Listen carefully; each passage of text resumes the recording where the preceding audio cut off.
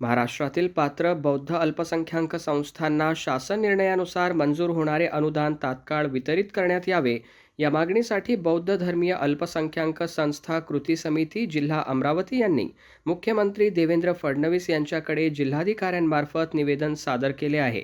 निवेदनात म्हटले आहे की शासनाच्या 7 ऑक्टोबर 2014च्या निर्णयानुसार धर्मदाय आयुक्तांकडे नोंदणीकृत आणि 51% अधिक बौद्ध विश्वस्त असलेल्या संस्थांना पायाभूत सुविधांसाठी अनुदान देण्याची योजना लागू आहे।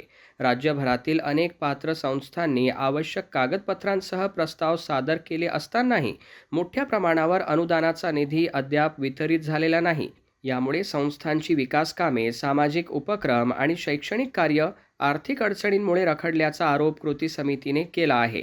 शासनाने सर्व पात्र संस्थांचे प्रस्ताव तातडीने मंजूर करून निधी वितरित करावा अशी प्रमुख मागणी करण्यात आली आहे।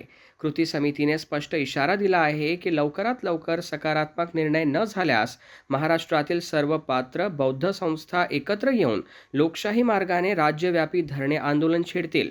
या निवेदनाच्या प्रती उपमुख्यमंत्री, महसूल मंत्री व पालकमंत्री, अल्पसंख्याक विकास मंत्री तसेच अल्पसंख्याक विकास विभागाच्या सचिवांनाही पाठविण्यात आल्या आहेत।